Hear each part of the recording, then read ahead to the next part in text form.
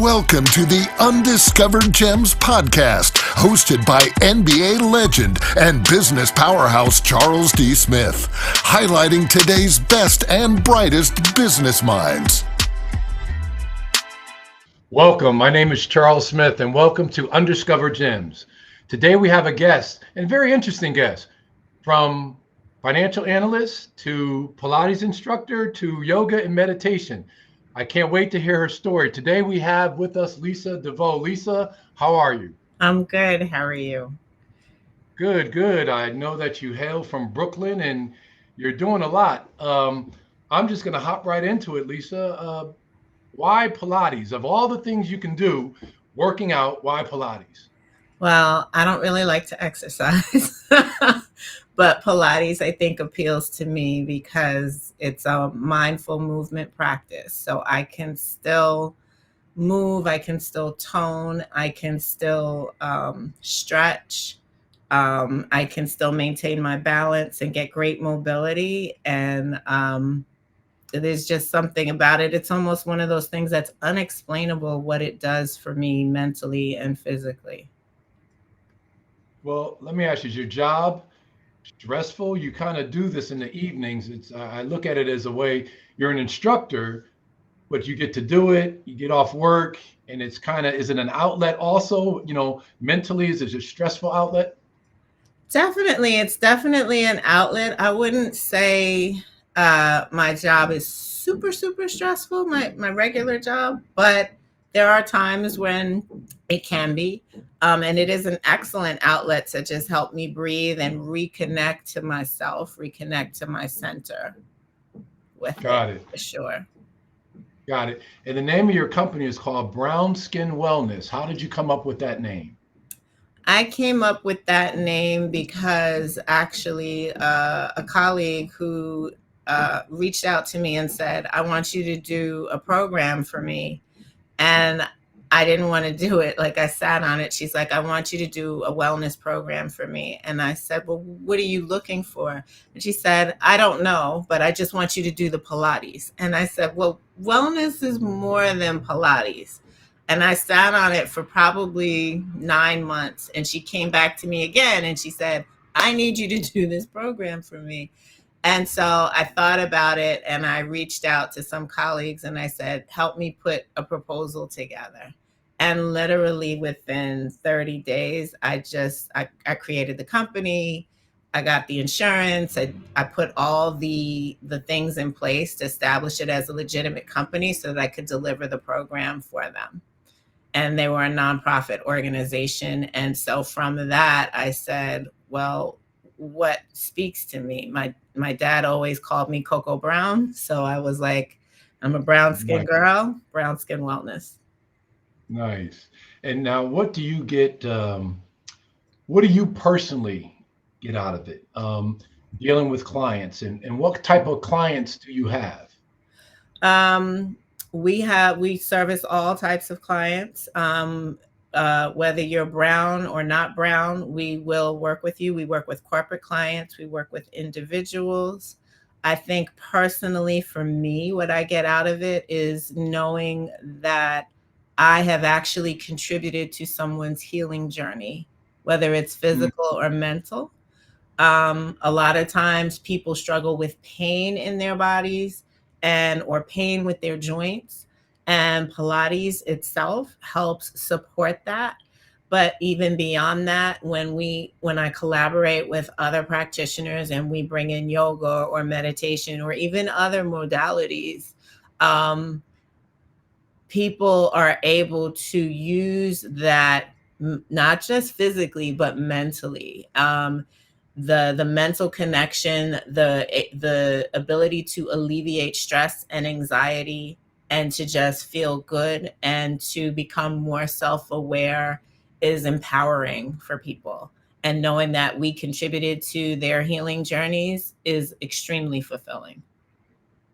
You've mentioned healing and healing journeys a couple times. So you have people that come in they have pain, maybe emotional duress, they're going through change in their life, whatever it might be. Mm-hmm. How have you seen your gift of Pilates helping people. Can you give us an example of a potential client that stands out? I have some clients that I work with virtually that are in North Carolina, and we started working together during the pandemic. And I Mm, started teaching mat Pilates over Zoom because everybody was home. And yeah.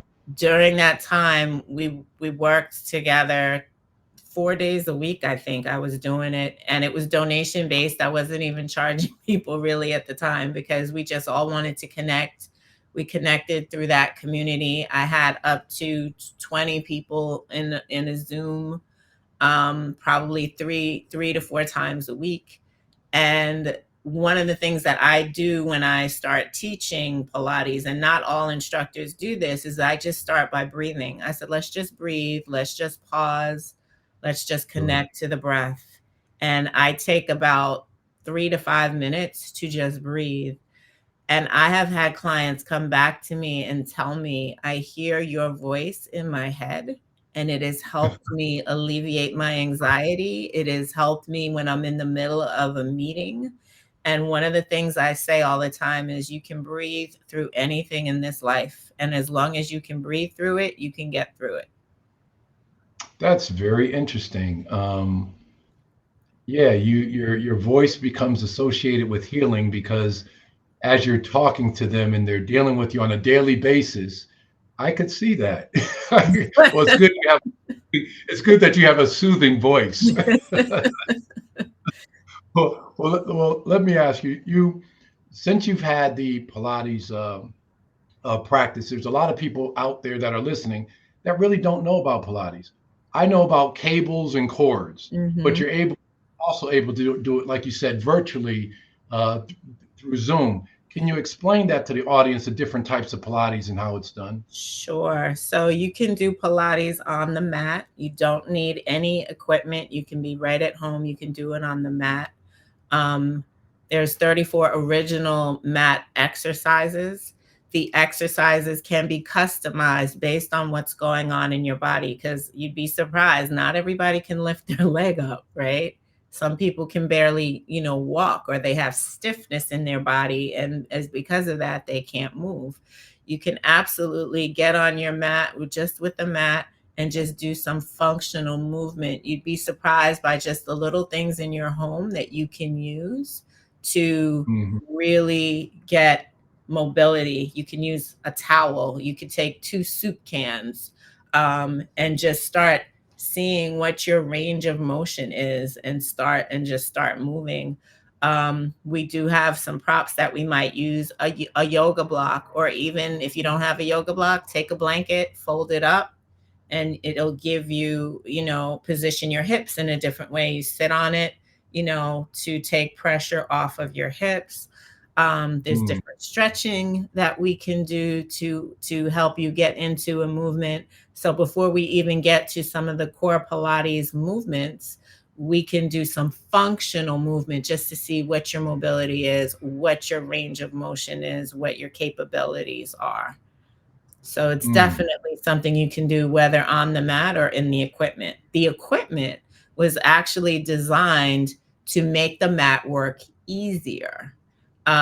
So some people say the mat work is actually harder because it's all you, it's all your muscles, it's all your movement with those muscles. okay, The right. springs kind of help you get there. Like it gives you that lift, right? It helps you train, for example, maybe train the core, train the abdominals to do the movement. So there's different ways it can be applied. Everything you can do on the mat, you can do on every piece of equipment. We have Mm, the trapeze table, we have the reformer, we have the wonder chair, we have the ladder barrel, and then we have the arc. You can get an arc, and you can use that for home use because an arc is very affordable, and you could put that on the mat, and you can get into all the lateral body, the side movements with the obliques, get into the mm. lats. There's all different ways because it's a total body movement practice. So there's all different ways you can get into the practice for sure. do you provide consulting to people in their homes with equipment, those Yes, sorts of things? if someone had if someone had equipment in their home, I absolutely would. We can schedule an appointment. I can come to your home if you have equipment, if you prefer that type of service. We can also do it virtually once I'm familiar with your body. But yes, I definitely do those types of things as well. What about people who want to purchase equipment and create their own Pilates environment in their home? Do you consult with that as well? Yes, we can provide those consulting services, and someone who may not be familiar with the work would probably need that because you can hurt yourself if you don't know how to properly use the equipment and Right. really have the appropriate alignment. So, yes, definitely provide those consulting services as well. Right. Clearly, Lisa, it's your second profession, and you're very knowledgeable. So, who are some of the mentors and people that have helped you along your way in Pilates for you to be where you are today? Oh, one of my favorite instructors is probably Maria Earle. She actually lives in Barcelona, Spain. I met Mm, her during the pandemic through social media and she started a book club for movers. She hosts these advanced movers series where she does reformer, mat, and chair over Zoom. And I trained with her probably for 3 or 4 years and met her for the first time last December when I went to Barcelona in person, which was amazing. But that Maria Earle was definitely one. She's influenced by a Pilates elder, Kathy Grant. Maria mm, also connected me with a local instructor, also influenced by Kathy Grant, Kara Reeser. I did Kara Reese's Heritage Training Program, which gets into all the deep work that Kathy Grant did and her influence in the Pilates movement, which was really interesting. She does all these interesting things with cats because Joseph Pilates studied lions and cats and the way they move and how you can like twist and turn and stretch, and we do all these cat moves to imitate the cat. That so I learned a lot of that from Cara Risa and a lot of really fundamental principles that go deeper into the work that kind of go beyond what you might get from a regular teacher training program. mm. Why cats? Why? I kind of get it, but I want you to explain it. Um, there are all sorts of four-legged creatures and animals. Why cats? Well, I think cats because the spine is designed to move in all planes of motion. So flexion, extension, lateral extension, and then rotation. And cats are the one animal that can do all of that. Cats can twist the spine, right? They can go into rotation, they can go into flexion. If you ever see a cat stretch its arms out and then kind of arch its back, right? And we can do the same thing. If you see a cat that's Mm, like ready to pounce, you see that cat, kind of scoop into their abs and they get this round C curve with the back. And all of mm, those are definitely moves that humans can do with their bodies as well. So, a lot of similarities between what the cat does with their spine and what we do with, or what we can do, what we can do when we lubricate all those joints to keep it flexible, to keep that mobility going. right now, Lisa, the baby boomers are out there, but as people age, they Mhm. tend to talking about spine. The back is one of the I give hips in there too, backs, knees, and hips. But the back is kind of the anchor, the low back, Mhm. where Lower the back. core. Mhm. Most people have a lot of low back pain. Yep. I think and as you get older, if you don't take care of it, it gets worse very fast. Yes. How prevent that? And what should people do when they start to experience a little low back pain? When you start to experience a lot of low back pain, you need to figure out what might be causing it. How often are you sitting? If you sit all day, more than likely that psoas muscle, there's the muscle called the psoas. It goes from the front of the femur bone all the way, extends back to the back, attaches to the spine. That Mhm. probably needs to be looked at, right? That's probably something that needs to be looked at. Going into a lateral stretch where you just have your foot flat on the floor, not taking the heel up, extending your arm up overhead and just going into a stretch, opening up the side body probably can help.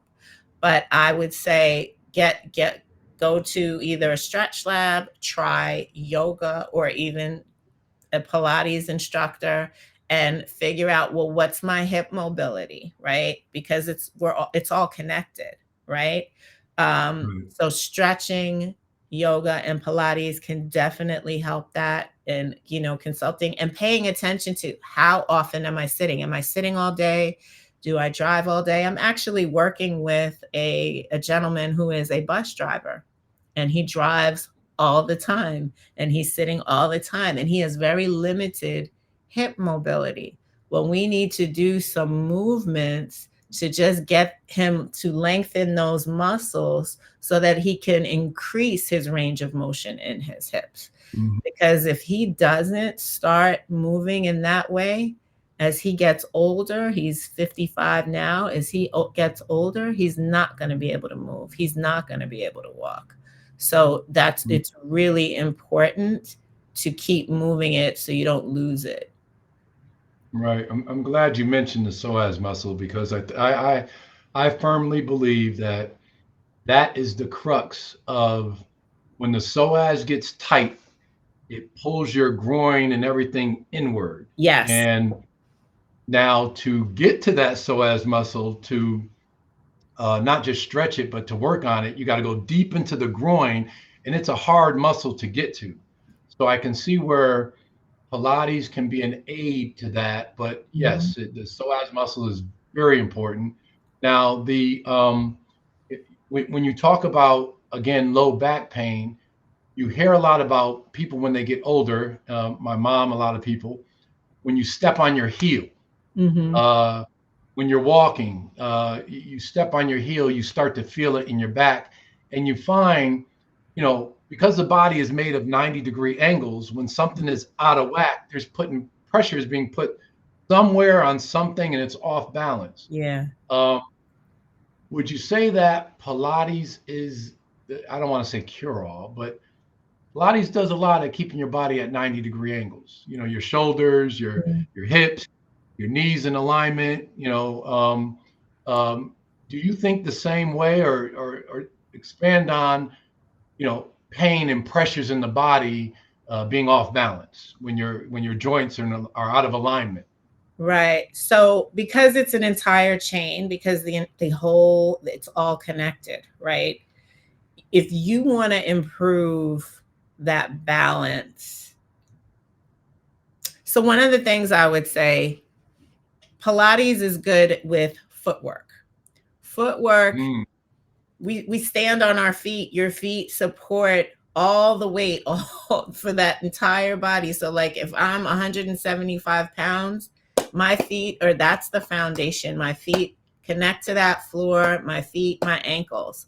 All the muscles in that foot need to be worked. And because we wear shoes and mm, we go through life or whatever, we're not necessarily exercising all the muscles in that foot.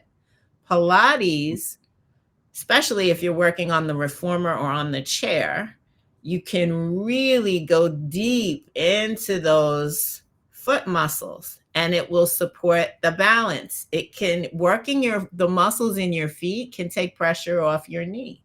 Working the muscles in your feet can take pressure off the hip. Now, an easy way to get into footwork at home, without going and using any equipment, is to go into Five Below, get a pinky ball, and I have one around here somewhere, not handy, but a pinky ball. I You wish take it was. the ball. You want to see the ball? But you got my attention on this about the because a lot of people get a lot of my people that run and jog and they do a lot on their feet, but they don't necessarily exercise your feet. So I get what Gotta you're saying. Okay. exercise the feet. So if you get a pinky ball, you can get these on Amazon. You can get this at Five Below, right? And you take the toes. I'm going to use my hand as the example, and you just curl the toes over the top, spread the toes, press the heel into the floor, and hold that for about 10 seconds and breathe. Then roll it into the arch of the foot, curl the toes over the top, curl the heel over the top, press into that ball, work the muscles in the arch. It's not easy to do, but necessary. Hold that. And then press into the heel, dorsiflex that foot, press the heel in. This is good if you have plantar fasciitis. This is good if you get a cramp in your foot and you're like, what is happening here? This is good. You can massage it, roll it underneath, and that's exercising the muscles in the foot. This is just one of the ways you can easily work those muscles at home. It'll help you, it'll support your balance, it'll get those muscles working.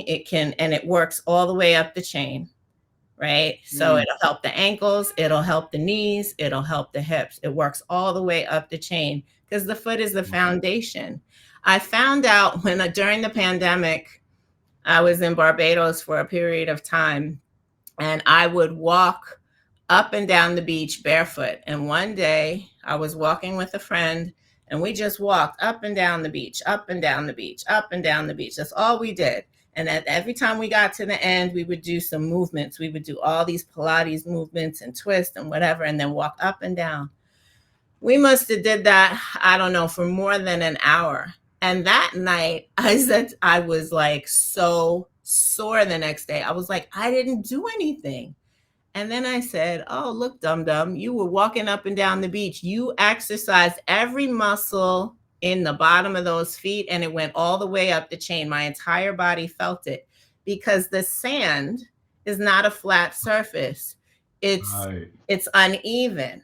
And because we don't live a lifestyle where we're walking on rocks or on sand or whatever, we don't feel that. An interesting thing, when I was in Bali, we climbed Mount Batur, and the people that were guiding us up the mountain climbed that mountain in flip-flops or bare feet. And we all had on mountain shoes and boots and sneakers or whatever. These people climbed it in their bare feet in flip-flops, and they do it every day, right? Right. Yeah, they're exercising the muscles in those foot. That was foreign to me as an American. Like, I don't do that, but it makes a difference. Makes total sense.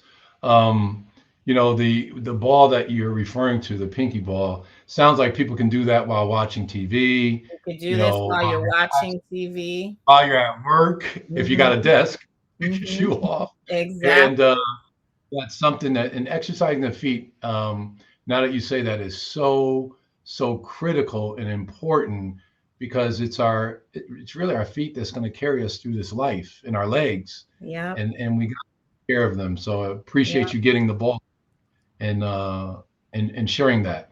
One other thing, and we're slowly coming to a close, and I got like so many other questions I'm trying to get in, but you mentioned uneven terrain. How important is it, or is it important to exercise or do Pilates in working the body in uneven ways for the body to respond to maintain the core and balance and do the exercises? Or is that an advanced feature, for somebody starting out? I think uneven terrain is one thing, right? I think what you want to get from the experience is to recognize the imbalances in your own body, right? Mm, Because mhm. some of us are right-handed, some of us are left-handed. You're going to favor one side over the other. I'm right-handed, but I can tell you for me personally, my right hip, my right side, my right glute is lazier than my left. It doesn't fire Mm, up as much. And I can feel the difference. It's probably connected to my psoas, right? I mhm. need to lengthen more on the right side than I do maybe on the left because of the way I walk or just the way my genetics, how I'm made, right? Pilates is one of those things that's going to tell you what's happening, right? Which side is more dominant because there's one side that's more dominant. I think you want to recognize what side you favor more. Am I stronger on the left? Is my left shoulder more, because what happens is you get an injury, right? And you overcompensate on the other side, right? Because this side isn't moving the way it should, right? And then sometimes as a result of that, that side gets favored, the other side gets weaker because now because of the injury, the body responds that way mentally. That's what the body thinks it needs to do. You want to get that balance. Pilates can help you get there because it's going to call out for you where those imbalances are, right? People have Right. all different kinds of things going on. You have scoliosis. People's psoas are tight. They feel that pressure on the sciatic nerve, right? Which is why people talk about sciatica in the lower back. A lot of that Sure. is connected to that psoas, right? Right. Um, I have a friend that did a hip replacement. She delayed her hip replacement surgery by doing Pilates because Mhm. she was able to increase her range of motion and her mobility by doing it 3 or 4 days a week. So there's all different scenarios, all different things, and it's different for everybody.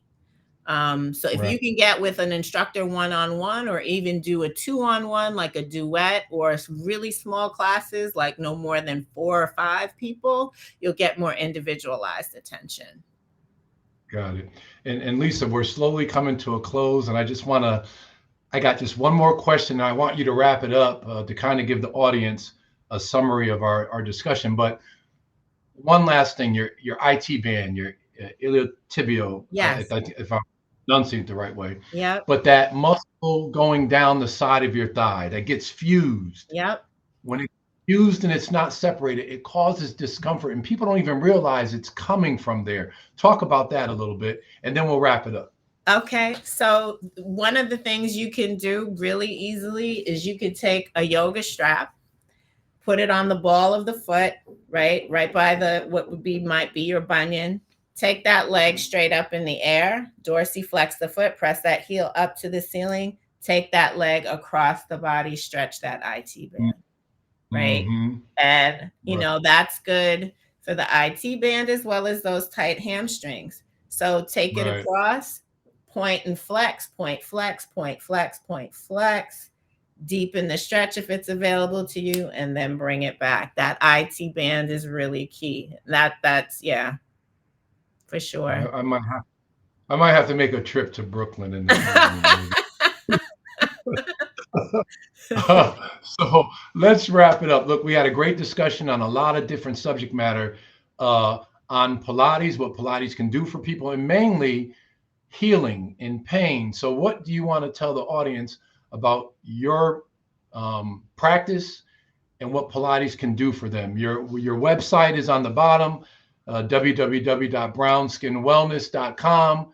Lisa, you're the professional of the year, and now we see why.